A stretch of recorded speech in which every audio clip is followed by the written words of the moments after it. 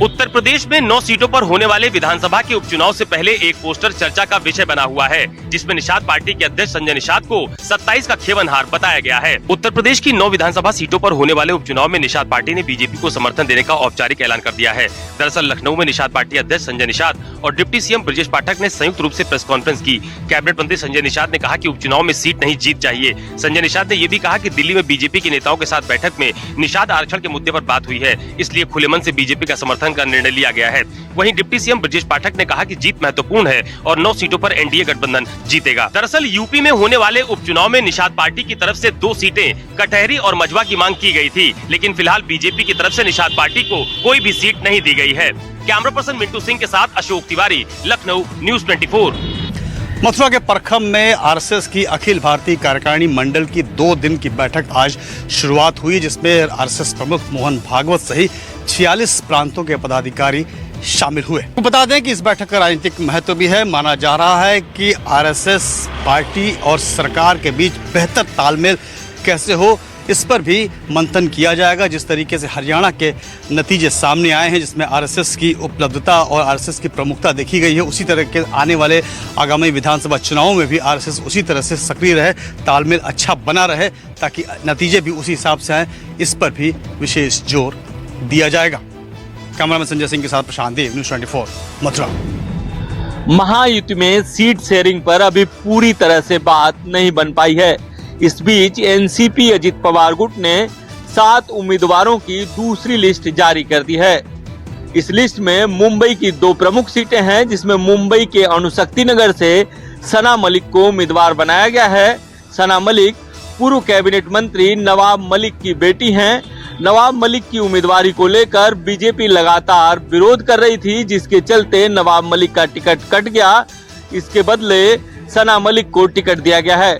वहीं दूसरी महत्वपूर्ण सीट है बांद्रापुर की सीट, जहां कांग्रेस से आए जिशान सिद्दीकी को उम्मीदवार बनाया गया है। जिशान सिद्दीकी ने उम्मीदवार बनने के बाद कहा कि महाविकास आघाड़ी ने सबसे बुरे वक्त में उनका साथ छोड़ दिया। इसके अलावा अगर पूरी तरह से महायुति की सीटों की बात करें तो अब तक एनसीपी ने 45 सीटों पर उम्मीदवार घोषित कर दिए हैं। कैमरा राजेंद्र के साथ इंद्रजीत सिंह, न्यूज़ 24, मुंबई। जन सुराज पार्टी के गठन होने के बाद बिहार में हो रहे हैं 4 विधानसभा सीटों के उपचुनाव में जन सुराज की पार्टी पूरे दमखम से मैदान में उतरी है। चारों विधानसभा सीटों पर इसने अपने उम्मीदवार खड़े किए हैं। हालांकि 2 सीटों पर अंतिम समय में इसने अपने उम्मीदवार को बदलना पड़ा है और इसका आरोप भी उन्होंने जिला प्रशासन पर लगाया।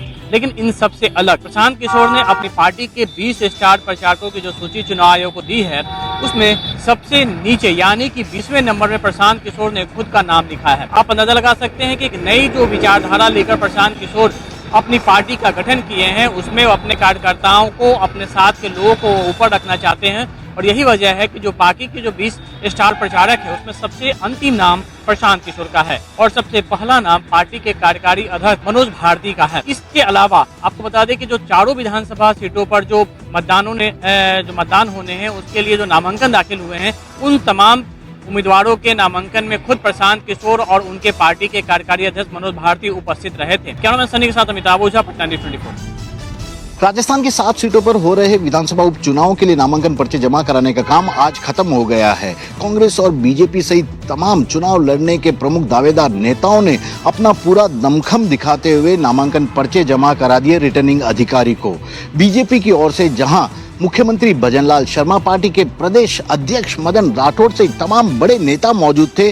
केंद्रीय मंत्री गजेंद्र सिंह शेखावत को भी खीवसर जैसी जगह पर नामांकन पर्चे जमा कराने के कार्यक्रम में खास तौर पर बुलाया गया था। वहीं कांग्रेस की ओर से पूर्व मुख्यमंत्री अशोक गहलोत, प्रदेश कांग्रेस अध्यक्ष गोविंद सिंह डोटासरा, नेता प्रतिपक्ष टीकाराम जूली भी कई जगह पर अपनी पार्टी के अधिकृत प्रत्याशियों के समर्थन में पर्चे जमा कराने के दौरान मौजूद रहे।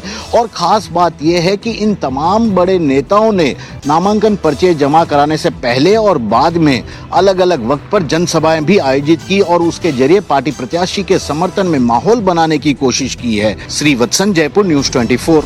7 दिनों के अंदर चाचा यानी पशुपति पारस को अपना ऑफिस खाली करना पड़ेगा। अगर वो 7 दिनों के अंदर अपना ऑफिस खाली नहीं करेंगे तो जबरन खाली करवाया जाएगा। भवन निर्माण विभाग के तरफ से यह नोटिस आज राष्ट्रीय लोक जनशक्ति पार्टी को दी गई है और यह कहा गया है कि 7 दिनों के अंदर अगर आप यह ऑफिस खाली नहीं करते हैं तो जबरन यह ऑफिस आपसे खाली करवाया जाएगा। खबर यह है कि चूंकि चिराग पासवान जो है वह अभी मुख्यमंत्री नीतीश कुमार के साथ हैं, इसीलिए नीतीश कुमार तोहफे के रूप में यह सरकारी आवास जो है वह चिराग पासवान को देना चाहते हैं। भवन निर्माण विभाग से यह भी कहा गया है कि यह जो सरकारी आवास है यह चिराग पासवान के ऑफिस के नाम से आवंटित हो गई है, इसीलिए पशुपति पारस से को 7 दिनों का नोटिस दिया गया है। कैमरामैन ऋषि के साथ सौरभ कुमार, पटना, न्यूज़ 24। गुजरात में बनासकांठा की वाव सीट पर हो रहे उपचुनाव में बीजेपी और कांग्रेस ने उतारे अपने उम्मीदवार। कांग्रेस ने गुलाब सिंह राजपूत को उतारा मैदान में, तो बीजेपी ने एक बार फिर स्वरूप ठाकुर पर जताया भरोसा। वाव विधानसभा सीट पर हो रहे उपचुनाव में बीजेपी ने 2022 में ज्ञानीबेन ठाकुर के सामने हारने वाले उम्मीदवार स्वरूप सिंह ठाकुर को एक बार फिर से मैदान में उतारा है। पिछला विधानसभा चुनाव स्वरूप सिंह ठाकुर 15,600 मतों से ज्ञानीबेन के सामने हार गए थे।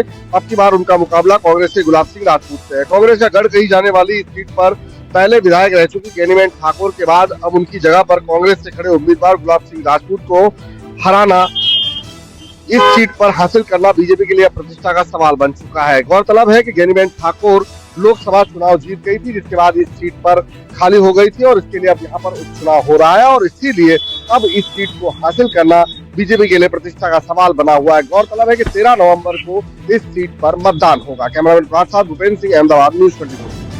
योगी सरकार का बड़ा फैसला, डीएम और कमिश्नर को देना होगा रोजगार और निवेश का ब्यौरा। इस व्यवस्था को लागू करने वाला उत्तर प्रदेश पहला राज्य बनेगा। योगी सरकार ने नौकरशाही को लेकर बड़ा फैसला लिया है। अब सभी डीएम और कमिश्नर अपने अपने जिले में निवेश और रोजगार सृजन के संबंध में एनुअल कॉन्फिडेंशियल रिपोर्ट एसीआर देनी होगी। आगामी 2 से 3 हफ्तों के अंदर इस व्यवस्था को लागू कर दिया जाएगा। बेहतर कार्य करने वाले जिला अधिकारियों की एसीआर भी बेहतर बनेगी। वार्षिक आधार पर निवेश और सीडी रेशियो की मॉनिटरिंग होगी। यहाँ आपको ये भी बता दें, इस बात की जानकारी मुख्य सचिव मनोज कुमार सिंह ने लोक भवन में प्रेस कॉन्फ्रेंस कर दी। कैमरा पर्सन मिंटू सिंह के साथ मनोज पांडे, लखनऊ, न्यूज़ 24। राजद सुप्रीमो लालू प्रसाद यादव को भारत रत्न से सम्मानित किया जाए। आरजेडी कार्यकर्ताओं और नेताओं की यह मांग जो है वह बड़े बड़े पोस्टर के रूप में पटना के हर चौक चौराहे पर आपको दिखाई देगा। इस वक्त मेरी मौजूदगी जो है वह आरजेडी ऑफिस के ठीक सामने है और वहां पर ये बड़े पोस्टर लगाए गए हैं जिसमें साफ तौर से अपील की गई है, भारत सरकार से अपील की गई है, मांग की गई है कि सामाजिक न्याय के नेता एवं बिहार के आवाज माननीय पूर्व मुख्यमंत्री श्री लालू प्रसाद जी को भारत रत्न से सम्मानित किया जाए। गरीबों के मसीहा हमारे भगवान लालू प्रसाद यादव को भारत रत्न से सम्मानित किया जाए। आपको याद होगा कि कुछ दिन पहले जदयू के नेताओं ने मुख्यमंत्री नीतीश कुमार के लिए भारत रत्न की मांग केंद्र सरकार से की थी और अब कुछ ही दिन के बाद लालू प्रसाद यादव के लिए भारत रत्न की मांग जो है वह आरजेडी के नेता और कार्यकर्ता कर रहे हैं। अब केंद्र सरकार को देखना है कि वो लालू प्रसाद यादव को भारत रत्न से सम्मानित करती है या फिर नहीं। कैमरामैन ऋषि के साथ सौरभ कुमार, पटना, न्यूज़ 24। पंजाब में धान की खरीद में धीमी गति की वजह से आज संयुक्त किसान मोर्चा की तरफ से 4 घंटे का चक्का जाम का ऐलान किया गया था और इसके बाद सुबह 11 बजे से लेकर 3 बजे तक सड़कों पर सभी नेशनल हाईवेज पर और स्टेट हाईवेज पर किसान जो हैं अपने संगठन के लोगों के साथ वहां पहुंचे और सड़कों को जाम किया। इस वक्त 3 बजते ही तुरंत ही किसान जो हैं वो सड़कों से हट गए और तस्वीरों में देख सकते हैं कि किस तरह से 3 बजते ही जो इन्होंने चक्का जाम किया था उसे खोल दिया है और अब ट्रैफिक जो है वो सुचारू रूप से चलना शुरू हो चुका है। किसान लगातार मांग कर रहे हैं कि मंडियों में धान की जो खरीद है वो काफ़ी धीमी है, जिसकी वजह से उन्हें खासा नुकसान हो रहा है। वहीं राज्य सरकार का कहना है क्योंकि केंद्र की तरफ से लिफ्टिंग होता है और इस बार केंद्र की तरफ से लिफ्टिंग जो है पिछले सालों के मुकाबले नहीं हुई, जिसकी वजह से मंडियों में जो है वो पुरानी फसलों की ढेर जो है वो लगी हुई है, जिसके कारण सेलर जो है वो धान की खरीद नहीं कर पा रहे हैं और जिसकी वजह से किसानों को खासा नुकसान हो रहा है और किसान लगातार इस बात की मांग कर रहे हैं कि जल्द से जल्द जो धान की खरीद है उसमें तेजी लाया जाए। एक तरह से अल्टीमेटम दिया राज्य सरकार को कि अगर 30 तारीख तक इसी तरह से अगर धीमी गति से चलता रहा तो एक बार फिर से किसान जो है वो सड़कों पर उतरेंगे। रोपड़ से कैमरा पर्सन नजर आना के साथ अमित पांडे, न्यूज़ 24। हरियाणा की 15वीं विधानसभा का विशेष सत्र आज से शुरू हो गया और आज पहले दिन ही हरियाणा के 90 विधायकों को शपथ हरियाणा विधानसभा के प्रो टेम स्पीकर रघुवीर कादियान द्वारा चुकाई गई और उसके बाद हरियाणा विधानसभा के स्पीकर का भी चयन कर लिया गया है और हरविंदर कल्याण हरियाणा विधानसभा के स्पीकर होंगे। हरविंदर कल्याण के नाम का प्रस्ताव हरियाणा के मुख्यमंत्री नायब सिंह सैनी ने किया तो उसको सेकंड रणवीर गंगवा ने किया और वहीं पर हरियाणा के मुख्यमंत्री नायब सिंह सैनी ने हरविंदर कल्याण को मुबारकबाद दी और कहा कि आने वाले समय में हरियाणा विधानसभा नए